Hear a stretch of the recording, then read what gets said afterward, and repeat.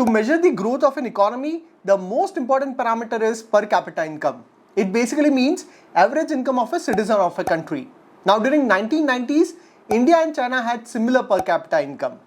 China per capita income was $318, while India was slightly higher at $368.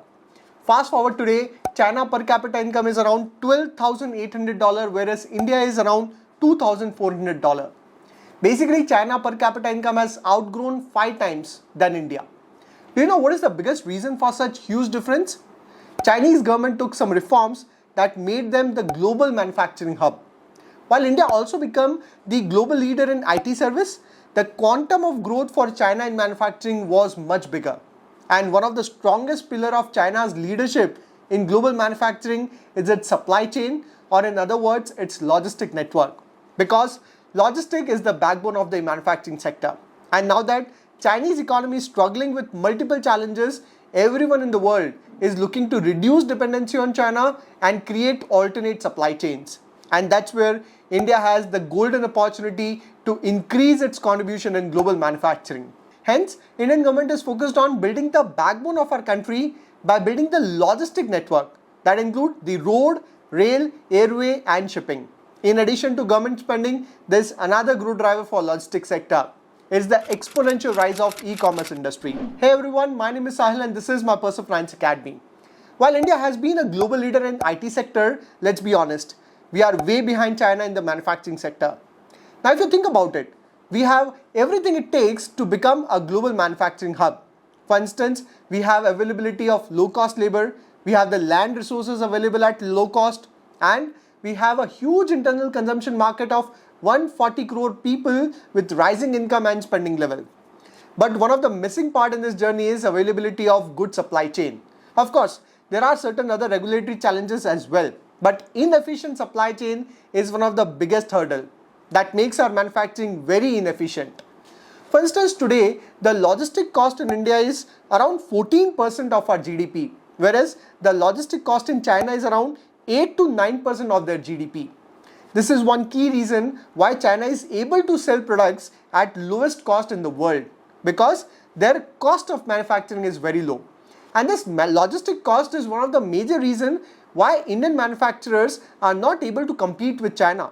Hence, over the last few years, there have been very important reforms being taken by Indian government to improve this logistic network of India. Although we are still in the early stages of development, the next few years would be very crucial for logistics sector. And that's where today I want to discuss the logistics sector of India. I divided this video in 2 parts. This is the first part of the video where we will first start with discussing the challenges in the Indian logistics sector, and then we'll look at the key reforms taken by Indian government. This will help you understand the overall picture of Indian logistics sector and why there is immense growth potential. Then in the second part, we'll also explore the key players in Indian logistics sector. So those who are just looking for stock tips for this video can skip it, because this video is only useful for pure educational purpose. Alright, let's get started. Now historically, Indian logistics sector has faced 3 major challenges. First one is the 2 most unorganized sector dominate the logistic market. That's your road transport and warehousing. Road transport in particular is deeply fragmented. Truck owners with fewer than 5 trucks constitute more than half of all the goods vehicle on the road. Due to this fragmentation, there are multiple intermediaries in the entire ecosystem, leading to multiple cargo exchanges, thereby increasing the cost and operational inefficiencies. Then second challenge has been India's modal mix is heavily skewed towards road, with nearly around 60 to 65% of transport happening via road, and this results in very high cost. For instance, in developed countries, road transport contribute around 25 to 30%. Another issue is the inefficient road network with congestion due to poor road condition, absence of city bypass network, and complex regulation and interstate movement involving clearance and paperwork. Due to that, Indian trucks cover an average daily distance of 250 km to around 400 km, which is very less as compared to nearly 700 to 800 km covered by trucks in the Europe and the US. These inefficiencies are also present in other mode of transport. For example, in FY21, average goods train speed in India was around 43.2 km per hour. As compared to that, China has dedicated high-speed freight train running at around 350 km per hour. Then third challenge is the high indirect cost. Since logistic sector is highly fragmented, there is lack of proper planning, forecasting and inventory management. This results in high inventory carrying cost, theft and damages. To cater to these challenges, Indian government has made some important reforms in last few years. Let's have a look. To improve the operational efficiency of logistics sector, Indian government has taken multiple initiatives. The goal is to streamline India's logistics sector by making it more green, agile, transparent and integrated.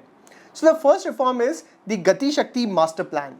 On 75th Independence Day, PM announced Gatishakti Yojana, which is a massive project worth 100 lakh crore that included 16 ministry and the Department of Government, including your Ministry of Road, Railway, Shipping and Aviation, with aim to create comprehensive infrastructure across India over the next 4 to 5 years. Gatishakti plan has various ambitious targets that include expansion of national highway network to 2 lakh km. Then there is Bharatmala Pariyojana, which is a 60,000 km road network project that will connect major economic centers in India. The next is dedicated freight corridors connecting major cities like Kolkata, Delhi, then Mumbai, Delhi, then Chennai, Delhi, then Ludhiana to Agartala and so on. The next is creation of around 200 new airports, heliports and your water aerodromes. And then increase the capacity of railway to transport cargo by 1600 ton by FY25. And then increase renewable capacity to 225 gigawatt by FY25. And then complete around 17,000 km of gas pipeline. Next, provide 4G connectivity to all villages in India and creation of 20 new mega food parks, 11 industrial corridor and 2 new defense corridor. Then second reform is national logistic policy. Some of the key features of this policy include focus on multimodal transport, which means using a combination of different mode of transport to move goods to improve the efficiency of the logistics sector and reduce cost. Then emphasis on digitization that will help to streamline the logistic process and make it more transparent. And then focus on infrastructure development such as your warehouses, cold storage facility and multimodal terminals. And then to promote R&D in logistics sector to develop new technologies and practices that can improve the efficiency of the sector. Then third reform launched by government was the introduction of GST and e-way bill. Before government introduced GST, there were multiple taxation including your VAT, central sales tax, service tax and so on that made the overall process very inefficient. Hence Indian government launched GST to improve the efficiency of the logistics sector by reducing paperwork and making it easier to comply with tax laws. Then government introduced e-way bill, which is basically an electronic document that tracks the movement of goods across India. It made it easier to track movement of goods that reduces tax evasion and improve compliance. In short, Indian government is taking every possible measure to transform the Indian logistics sector, and this is just the beginning. I think that apart from government initiative, one of the biggest driver for growth in logistics sector is the exponential growth of e-commerce industry. Thanks to your low-cost internet, low-cost smartphone, e-commerce sector in India has grown at exponential rate. I'm sure we all can relate to it. Indian e-commerce industry is currently at around $80 billion and expected to touch market size of $200 billion by 2026 and $300 billion by 2030. In FY23, e-commerce logistic industry witnessed 4 billion shipments that is expected to increase to 10 billion by FY28. Especially the rise of D2C brand, that is direct to consumer brands, are fueling this growth in e-commerce logistic. So this is again a huge driver for growth in logistics sector. Having said this, not all logistic companies would turn out to be winners, mainly because it is highly capital intensive business, not easy to generate profits. That's where the biggest factor that will differentiate the winners from losers in logistics sector would be technology. Technology is going to play a very crucial role in entire logistic value chain that include your real-time vehicle tracking, route optimization, then inventory management, vehicle navigation, then your smart sensors for safety, weather update, warehouse management and so on. This will significantly help the logistic companies to improve their efficiency, because ultimately everything will boil down to how efficiently the logistic company can run its business and make profits. With this, we'll close this first part of the video on logistic sector of India. This video was mainly to help you understand the major trends in Indian logistic sector. In the next video, I'll discuss the major listed players in Indian logistic sector that are looking promising. So stay tuned. And if you find this video useful, do share it with your friends. I'll see you in the next video. Till then, take care.